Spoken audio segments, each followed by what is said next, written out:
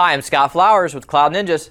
Today we're here to continue our series on the Dell PowerEdge R6525. In this video, we're going to show you how to rack your server. Let's get going. Hey, thanks for stopping by today to learn a little bit more about the Dell PowerEdge R6525. Hey, if you find anything that helps you in this video, do us a favor. We're trying to grow our audience. Click that like, smash that subscribe. All right, so what we're going to do in this video, it's going to be pretty simple. We're going to take this server and we're going to put it in this rack. Not too hard, right? But one of the things I want to talk about first are what rails are actually compatible with the R6525. Well, if you want static rails, that's going to be your A14. If you want sliding rails, A15. So what we're going to do is going to be the sliding rails. So let's just hop into all the good stuff.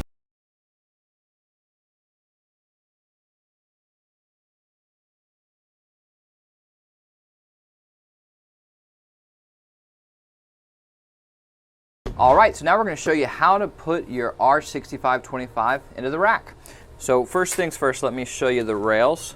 So if you notice on the rail, it's going to say left and front. Now wait for it. This goes on the left side in the front. I know, it's pretty difficult. So you'll notice on the rails itself, there's going to be these little pegs, or really these two pegs, and this is a hook right here. Same thing on the back, you got the two pegs and the hook. So the pegs are going to come on the outside of this and hook to the outside, and then the hook will help to latch it into place. So again, this one is going to be the left front. I like to do this with two people. So Angel, let's do this on number 7. So if you notice, Angel comes around from the outside. So I'm going to come over and then back in, and then literally just clicks right into place. Super easy. I love Dell's design on this. I find it a bit easier to work with than Supermicro's, but luckily you only have to rack it one time, and I like Supermicro more than Dell. What can I say? All right, so now if I want to get rid of this, we're just going to take this blue clip and we take this out, and boom, we can just pop this right out. So let me do that again. So it clicks right into place. Now we want to take it out. Just pull this blue clip forward, and it's out. Nice and easy. Love how easy these are. All right, so now let's go ahead and do the right front. So guess where this goes? I know. On the right front side. We're getting crazy here. All right, Angel, we're going to do number 7 again.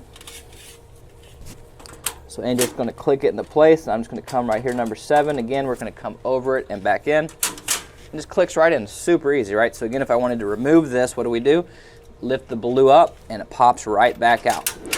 All right, so now that we've got the outers in, we're going to take the inners and we're going to slide them out. So here's the first inner, and then you're going to see a second inner slides out. Now it is locked into place. I can't physically push this back. Let's do it over here as well.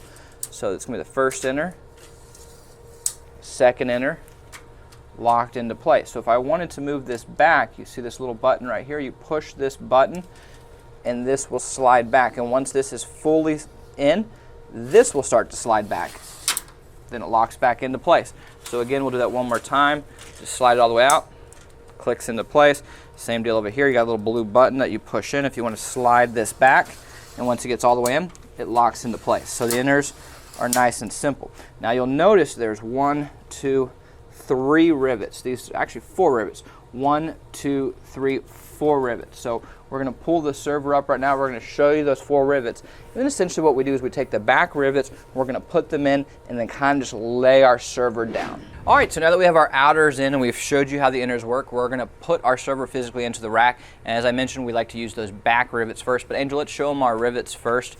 So if you notice, there's 1, 2, 3, and 4. Hopefully the camera caught all that. We like to start with these back ones first. So let's go ahead and drop these back 2 in to start, Angel. Okay, mine's in. Is yours in? Okay. So once you have these 2 in, it's pretty simple because now it's almost like a little hinge. You can just kind of set it straight down. And as we set it down, we'll just need to be careful to make sure everything lines up properly. But it's just that easy. All yours locked in? So now you'll notice neither of us are holding it. I trusted enough, my knees under it.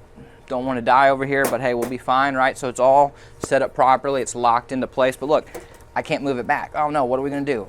So remember those buttons we talked about? So Angel's going to push his, I'll push mine. So now this is just going to slide back into place. And we've put it into the rack.